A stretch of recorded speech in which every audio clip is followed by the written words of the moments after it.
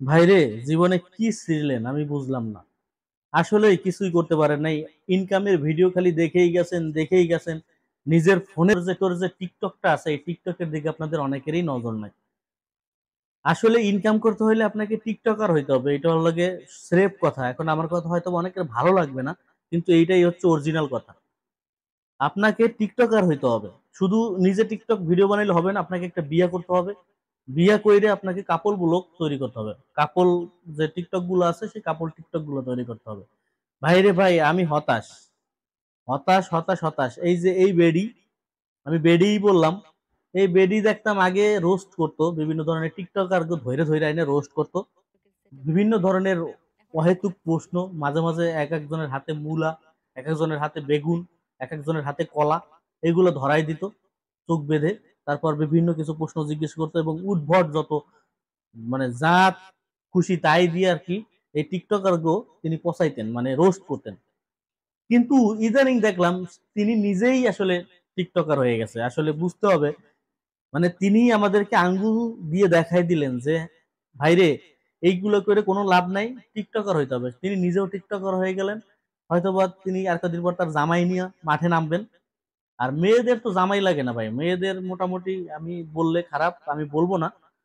তো মেয়েরা একটু লাফালাফি করলেই আসলে ভিডিও গুলো ভাইরাল হয়, তো তাদের তো আর জামাই লাগে না, তারা এমনি দিতে পারে। আর ছেলে যারা আছেন তারা মোটামুটি একটা বিয়ে করে নেবেন, বিয়ে করার পর মনে করেন যে ওই লাফালাফির ভিডিও, ঝাপাঝাপির ভিডিও এগুলো করবেন। আমার বন্ধু লালটু, সে কয়দিন যাবত আমাকে প্রচুর পরিমাণে প্যারা দিতেছে, ভাই আমার যে চাকরি করি সেই চাকরিটা আমার হচ্ছে না, আমি এখন কি করব। তো আমি তারে বললাম, উপদেশ দিলাম। সে তো এটা কোনোভাবে মানবে না, সে তার বউরে দিয়ে সে টিকটক বানাবে না। তারপর আমি বললাম, ভাই রে, তোর দ্বারা এই কাজ হবে না, তুই যেভাবে চাকরি করতেছিস সেটাই কর, তোর বড় লোক হওয়ার দরকার নেই। কোটি কোটি টাকা যদি ইনকাম করতে হয়, লাখ লাখ টাকা যদি ইনকাম করতে হয়, তাহলে টিকটক, যে ফোনে যে টিকটকটা দিয়ে দিছে এমনিতে দেয় নাই। আমরা হয়তো বা এতদিন এই টিকটক দেখছি, হয়তো বা আমরা এতদিন ছিলাম টিকটকের দর্শক, শুধু দেখেই যাইতাম। কিন্তু দেখলে আর হবে না ভাই, এখানে আপনাকেও মাঠে নামতে হবে। মাঠে না নামলে আপনি আসলে বর্তমানে যে চাকরির অবস্থা, বর্তমান প্রেক্ষাপটের যে খারাপ অবস্থা, এই অবস্থাতে যদি আপনি টিকটক না করেন তাহলে আপনি বাঁচতে পারবেন না।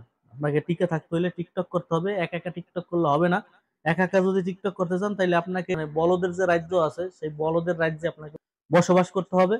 যদি পারেন তাহলে সেভাবে হবে, তা না হলে মনে করেন বউ কালেক্ট করতে হবে, বিয়ে করতে হবে। বিয়ে কইরা তারপর বউরে নিয়ে টিকটক বানাইতে হবে। টিকটক যদি কোনো রকম একটু কাঁপাই দিতে পারেন, দু একটা ভিডিও দিয়ে, দেখবেন যে আপনার লাইফ সেটেল। এটাই আসলে বলার। টিকটকটা এমনিতে দেয় নাই। শেষমেশ আমি একটা কথা বলে যাইতেছি, আপনারা মিলাই দেখেন, যদি উপরে উঠতে হয় আরো 5 বছর পরে হইলেও দেখবেন আমার কথাই সত্য, যে টিকটক ছাড়া কোনো বিকল্প নাই। সবাই ভালো থাকেন, দেখা হচ্ছে পরবর্তী আর একটা ভিডিও।